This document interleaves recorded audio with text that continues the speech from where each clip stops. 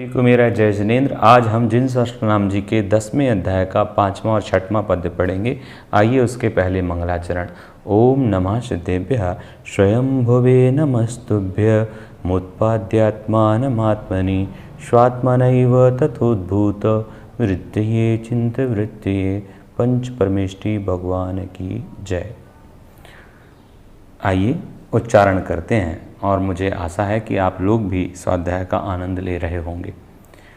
मुमुक्षु जो शब्द है, नॉर्मली हम उसको मुमुक्षु बोल देते हैं, सही उच्चारण होगा मुमुक्षु। और मुमुक्षु के बाद जो बा लिखा है, वाह नहीं लिखा, तो उसको बंध बोलना है। मुमुक्षुर बंध मोक्षज्यो, याद रखेंगे, मोक्षज्यो। मुमुक्षुर बंध मोक्षज्यो, मोक्षज्यो, क्योंकि शासक कौन का, मोक्षज्यो। मुमुक्षुर्बंध मोक्षज्यो, कितना उच्चारण बदल गया। मुमुक्षुर्बंध मोक्षज्यो जिताक्षो जित मनमथः, जिताक्षो जित मनमथः प्रशांत रस शैलूसो, शैलूसो, प्रशांत रस शैलूसो भव्यपेटक नायकः, भव्यपेटक नायकः। एक बार मैं इसका पुनः अर्थ देखता हूँ। उच्चारण मुमुक्षुर्बंध मोक्षज्यो जिताक्षो जित मनमथः प्रशांत रस शैलूषो भव्यपेटक नायकः। ये उच्चारण हुआ। आइए अर्थ देखते हैं। कौन कौन से नाम हैं इसमें। पहला नाम मुमुक्षु, दूसरा नाम है बंध मोक्षज्या, ये पूरा एक नाम है। ओ की मात्रा विसर्ग बनेगी तो बंध मोक्षज्या, फिर जिताक्षः, फिर जित मनमथः, प्रशांत रस शैलूषः, भव्य पेटक नायकः। इस प्रकार 1 2 3 4 और अंत की लाइन में 2 नाम हैं बस। तो 6 नाम कुल इस श्लोक में आए हैं। आइए देखते हैं इसका अर्थ। मोक्षु, मुमुक्षु, मुमुक्षु क्यों कहा भगवान को। उनकी तो मुमुक्षु का मतलब एक तरह से मुक्ति की इच्छा करने वाला, वो तो कोई इच्छा नहीं करते हैं। इसका प्रश्न का आंसर क्या होगा। मुमुक्षु क्यों कहा, मतलब जो इच्छा करता है मुक्ति की, वो मुमुक्षु है। तो एक बात आपको समझनी होगी, ये नय की अपेक्षा से कहा जाता है।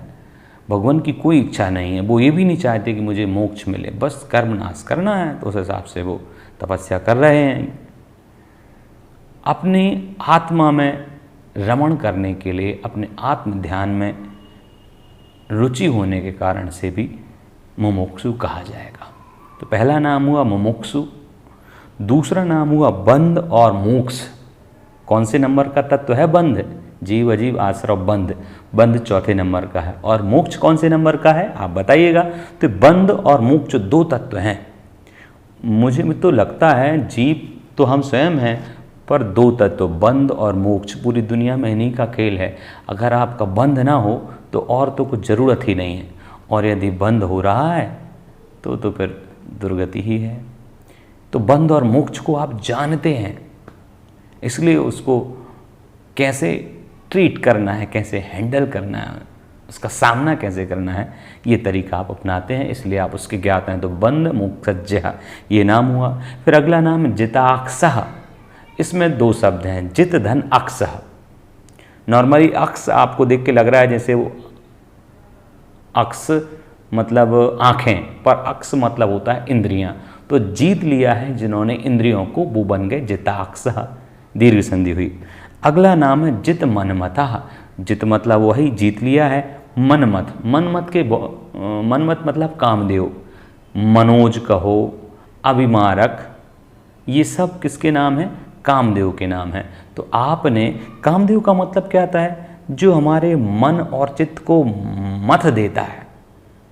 जब आप कोई अच्छा काम कर रहे हो और कोई कामना, इच्छा या वासना दिमाग में आ जाए तो वो काम बिगड़ जाता है। और मैं तो कहता हूँ, बहुत लोग ये सोचते होंगे कि नहीं मैं तो बहुत ब्रह्मचारी हूँ, काम वासना नहीं है अंदर। इसको जज करने के बहुत अच्छे तरीके हैं। आप रास्ते में हैं या आप कहीं प्लेन में सफ़र कर रहे हैं या आप मंदिर में बैठे हैं, तो आप दर्शन पूजा कर रहे हैं या अपनी पुस्तक पढ़ रहे हैं, तो अब आप वही कर रहे हैं। परंतु यदि कोई सुंदर सा पुरुष या सुंदर सी स्त्री आपके सामने से गुजरती है और आप अपना सिर भी ऊंचा नहीं करते। अगर आपको पता चल गया ये गुजर रहा है तो अलग मैटर है, नहीं पता चला तो भी अलग मैटर, नहीं पता चला तो कोई बात ही नहीं, आप डूबे हैं और आपको पता चला और आप वहाँ देखने लगे, आपका वहाँ दिमाग चला गया, तो कहीं ना कहीं किसी ना किसी कोने में वो बात जमी हुई है। इसका मतलब हमें कमियां हैं अभी। तो ये, और जैसे ही हम वो काम कर रहे होते हैं और कोई विपरीत लिंग वाला या आकर्षित वस्तु इसे कामना को या वासना को केवल स्त्रियां पुरुष में न समझें, पुरुष स्त्रियां में न समझें, ये वस्तुओं से भी हो सकती है, किसी भी वस्तु से भी होती है कई बार। तो जो इच्छाएं हैं, जो अत्यधिक आकर्षण है, जो जुगुप्सा है, उन सब से क्या होता है, हमारा मन मथ जाता है, बिगड़ जाता है। दही को मथ दो तो सब घी अलग हो जाता है। ये इस तरह से मथता है कि कुछ अलग नहीं होता, आप बिल्कुल बिगड़ ही जाता है जीवन। इसीलिए कहा है कामदेव को मन मत, कि ये मन को और चित्त को बिल्कुल धज्जियाँ उड़ा देता है, मन और चित्त की। तो इसीलिए इसका नाम रखा है मनमत, और इसको जीतने वाले का नाम हो गया चित मनमतः। भगवान जीतते हैं इसको, मन की धज्जियाँ उड़ा देते हैं, मन की उनके सामने नहीं चलती है। ऐसे ही प्रयास हम करें कि हम बस में या सफ़र प्लेन में या मंदिर में हैं, कोई आ जाए, कोई दर्शन करे, हम तो केवल भगवान से कनेक्ट हैं, अभी उनकी भक्ति चल रही है। हाँ, महाराज जी आए हैं, अपनी पूजा करी, फिर महाराज जी के आने पर भी कहा है कि आप जो पूजा कर रहे हैं वो कंप्लीट करिए, दर्शन फिर करिए, क्योंकि आप अभी भगवान की पूजा कर रहे हैं, ऐसा कहते हैं। आप अपने आप को जज करिएगा कि आप में कितना लेवल है काम वासना या इच्छाओं का, कम है या ज़्यादा है, आप देखते हैं या नहीं देखते हैं। ठीक है, अगला जिताक्षा जित मनमता हो गया। प्रशांत रस शैलूसो, ये बहुत अच्छा नाम है। आप जानते होंगे 9 रस होते हैं। 9 रस का मतलब है जो हास्य में हंसने की मूवीज़ आती हैं, मूवीज़ समझते हैं, जैसे खूब फालतू की कॉमेडी टाइप की मूवीज़ आती तो हंसते हैं लोग। ऐसे ही वीर रस की मूवीज़ आती हैं तो वीरता, साहस जागता है, उत्साह जागता है। जुगुप्सा या डरावनी मूवीज आती हैं तो लोग डर भी जाते हैं देख के। ऐसे ही एक शांत रस होता है, और सबसे कठिन काम है शांत रस की एक्टिंग करना या शांत रस को प्रदर्शित करना। क्योंकि क्रोध में या वीरता में आप वीरता का प्रदर्शन कर देंगे, हास्य में हंसी का कर देंगे, डरावनी में डर का प्रदर्शन कर देंगे, भय का प्रदर्शन कर देंगे। पर शांत में आपको कुछ प्रदर्शन नहीं करना है, पर ऐसा लगे कि आप शांत रस का प्रदर्शन भी कर रहे हैं, तो इसे बहुत कठिन रस माना जाता है। और एक और सबसे अंदरूनी बात मैं बताऊं, ये रस की अपेक्षा से मत सोचें, तो शांत रस में ही जब आप वीरता में रहेंगे, जब आप भय में रहेंगे, जब आप क्रोध में रहेंगे, जब आप जुगुप्सा में रहेंगे या हास्य में रहेंगे, तो सम्यक दर्शन या रत्नत्रय की उत्पत्ति नहीं हो सकती। पर जब आप शांत रस में रहेंगे तो ही सम्यक दर्शन की उत्पत्ति होगी। इसलिए भगवान को कहा कि भगवान शांत रस के शैलूसः, शैलूसः मतलब अभिनय करता, नटाचार्य, शांत रस के आचार हैं आप, शांत रस का ही प्रदर्शन करते हैं और रसों से आपको कोई मतलब नहीं है। शांत रस शैलूस हो गए मतलब शांत रस के प्रदर्शक, शांत रस के आचार्य या शांत नट के अभिनेता। इसके बाद आया भव्य पेटक नायका। इसमें भी 3 शब्द हैं, पूरा एक ही नाम है। भव्य मतलब जिसे सम्यक दर्शन ज्ञान चारित्र की योग्यता हो, जो मोक्ष जाने की योग्यता रखता हो, या अभी ना हो उसके पास योग्यता, भविष्य में आ सकती है, ऐसा व्यक्ति भव्य होता है। और वह भव्य एक नहीं, जितने भी भव्य, पेटक मतलब समूह, सभी भव्यों के नायक हैं आप, तो आपका नाम हो गया भव्य पेटक नायक। इस प्रकार से इस श्लोक में हमने 6 नाम देखे, बहुत प्यारे प्यारे नाम थे। आपने एक मीटर भी लगाया कि आप करते हैं कि नहीं, आपका मन कितना चंचल है, कितना आप शांतरस हैं। और मुझे ये ज़रूर बताइएगा कि आपको सबसे ज़्यादा कौन सा रस पसंद आता है। टीवी देखते हैं तो कौन सी पिक्चर आपको पसंद आती है या नहीं देखते हैं। एक और, मुझे आज कुछ काम कर रहा था, टीवी चल रही थी। पुराने ज़माने में कहा जाता था कि भोजन करते वक्त जुगुप्सा भरी या घिनौनी बातों को नहीं करना चाहिए, मल आदि की बात नहीं करनी चाहिए। पर आजकल के बच्चे टीवी देखते हुए ही खाना खा रहे होते हैं, या हम खुद ऐसा करते हैं, खाना खा रहे हैं, पेपर पढ़ते जा रहे हैं। एक समय कहते थे, और पुराने बुजुर्ग तो अभी भी कहते हैं कि खाना भोजन आदि करते समय ये नहीं करना चाहिए, और एक समय हम क्या करते हैं, टीवी देखते हैं और उसी टीवी पर हार्पिक होता है कुछ साफ़ करने का, और अजीबोगरीब एड्स आती हैं, एडवर्टाइजमेंट आते हैं जो हमारे मन को व्यथित करती हैं, पर हम देखते हैं फिर हमें कुछ नहीं होता, क्योंकि हमारा मन मलिन हो चुका है।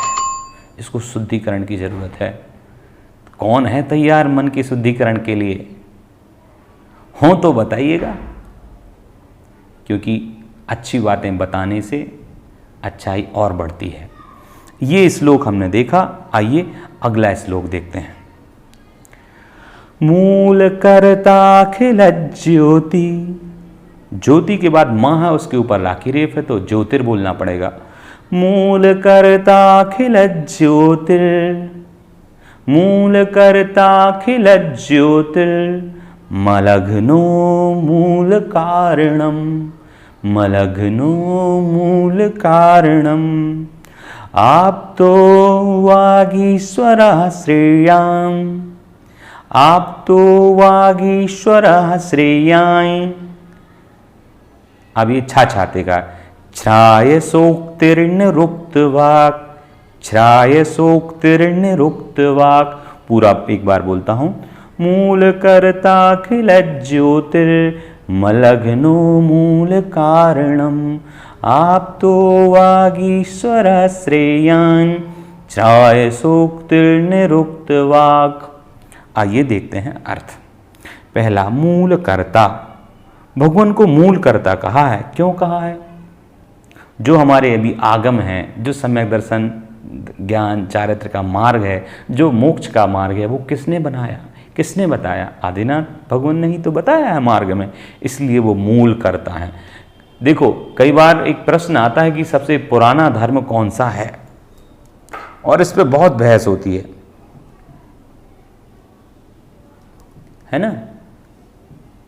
मैं लिख रहा हूँ, इन पर चर्चा और होगी, तो इन पर बहुत बहस होती कि पुराना धर्म, कोई कहता है हिंदू, मुस्लिम कहेंगे मुस्लिम, ईसाई कहेंगे ईसाई। पर शोध से, रिसर्च से ये साबित तो हो गया है कि मुस्लिम और ईसाई वगैरह तो बाद में आए हैं, बौद्ध भी बाद में हुए हैं। कुछ हिस्ट्री की पुस्तकें जो चलती हैं मार्केट में, उनमें भी बुद्ध से पहले जैनिज्म को साबित किया है, और उन्होंने महावीर से जैनिज्म को माना है। मूर्खता है ये। दो बातें हैं इसमें। एक तो जैनिज्म अनादि निधन है, ये कोई जाति नहीं है, कोई समुदाय नहीं है, ये एक मार्ग है बस। कोई भी इस मार्ग पर चल सकता है, किसी भी जाति को हो, इसके नियमों को अपना सकता है। अब दूसरी बात मैं करता हूँ, अनादि निधन है, पर इसका विच्छेद होता है। होंडा सर्पणी काल में ऐसा एक नहीं, एक से अधिक बार मौका आया जब जैन धर्म पूरी तरह समाप्त हो गया था, कोई इसको मानने वाला, पालन करने वाला नहीं था। तो जब फिर से मुनि सुब्रतनाथ भगवान या अन्य शांतिनाथ भगवान का जन्म हुआ, कल्याणक हुआ, और उन्होंने फिर से धर्म की ध्वजा को फहराया। वो नाम आप बताइएगा कमेंट में, कौन कौन से भगवान के पहले धर्म विच्छेद हुआ और उन्होंने फिर से स्थापना की। तो इस अपेक्षा से कुछ लोग कह सकते हैं कि धर्म था ही नहीं, ये तो बाद में आया है। तो मैं बता दूं, धर्म था, विच्छेद होना बात अलग है। कोई नहीं रहा पालन करने वाला, फिर से तीर्थंकर का जन्म हुआ, उन्होंने फिर से मार्ग बताया, फिर से वही मार्ग बताया, फिर से पालन करने लगे लोग। तो होना ना होना एक अलग बात है, और सत्य और असत्य एक अलग बात है। उसका अस्तित्व कुछ समय के लिए ना रहा हो, एक अलग मैटर है, और हमेशा से रहा हो, बीच में कुछ समय के लिए काल के प्रभाव से ना रहा हो, ये अलग मैटर है। आइए अगला नाम देखते हैं। मूल कर्ता हो गया, मूल के कर्ता। फिर आया अखिलत ज्योति। अखिलत ज्योति के बाद जो माँ है उसके ऊपर राखी रेफ है, पूरा नाम होगा अखिलत ज्योतिर। अखिलत ज्योतिर से क्या मतलब है? अखिलत ज्योतिर से मतलब है पूरे संसार, अखिल मतलब संपूर्ण विश्व की ज्योति, प्रकाशक आप हैं तो अखिलत ज्योति। फिर आया मलघ्नः, मल धन घिनः, मल धन घिना, मल वही कर्म मल के, घिना मतलब नाश करने वाले, तो मलघ्न हुआ। फिर आया मूल कारणम, तीनों लोकों में असीमसी कृषि आदि का ज्ञान आपने दिया, जो इतने मुनि बन रहे हैं, मोक्ष मार्ग पर चलने वाले लोग हैं, उसके मूल कारण आप ही हैं, क्योंकि मार्ग तो आपने ही बताया है ना, इसलिए आपका नाम ही मूल कारण हो गया।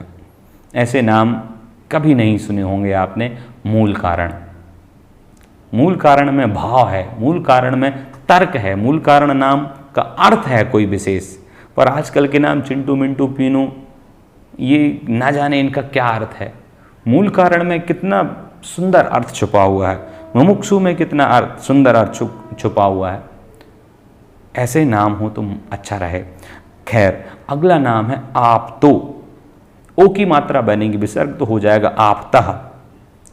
आप्त का सामान्य मतलब होता है वक्ता, सामान्य मतलब, पर सिद्धांत के अनुसार आप्त मतलब है 18 दोषों से रहित अरहंत परमेष्टि ही आप्त हैं, अर्थात प्रामाणिक वक्ता, उत्तमोत्तम सर्वश्रेष्ठ प्रामाणिक स्पष्ट वक्ता आप हैं, इसलिए आपका नाम है आप्त।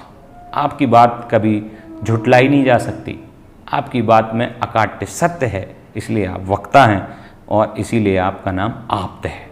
अगला नाम आया वागीश्वरा। श्रुत पंचमी आने वाली है, बड़े प्यारे नाम आ रहे हैं, इसीलिए वागीश्वरा।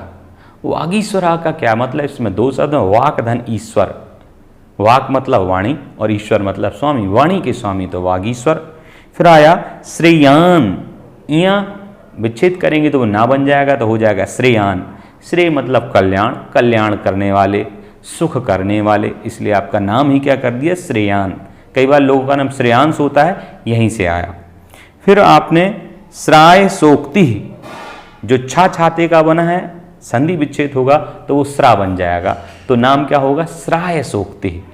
श्राय सोक्ति में दो शब्द, श्रायस धन उक्ति, उक्ति मतलब वचन और श्रायस मतलब कल्याणकारी, कल्याणकारी श्रेष्ठ वचन है आपके, इसलिए आपका नाम हो गया श्राय सोक्ति। फिर अंतिम नाम आया निरुक्त वाक। निरुक्त धन वाक, वाक मतलब वचन और स्पष्ट मुद्दे को स्पष्ट करने वाले, साफ करने वाले, निखारने वाले वचन हैं आपके, इसलिए निरुक्त। कई बार निरुक्त का डिक्शनरी मीनिंग कह सकते हैं, जो मतलब बताए शब्दों का, जो अर्थ निकाले, जो मार्ग बताए, वो होता है निरुक्त। अनिर्वचनीयता करता है जो, तो आप निरुक्त वाक हैं, आपके वचन स्पष्ट हैं, आप स्पष्ट करते हैं, आप मार्ग दिखाते हैं, आप शंकाओं को, जिज्ञासाओं को दूर करते हैं, इसलिए आपको कहा है निरुक्त वाक। तो इस पद्य में बंधुओं हमने इतने नाम देखे, आशा है आपको सारे नाम समझ में आए होंगे।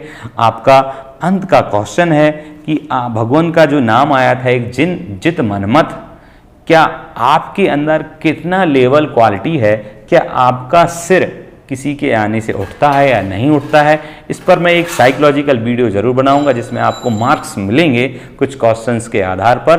खैर आज के लिए इतना ही, पुनः कल मिलेंगे। जय जिनेंद्र।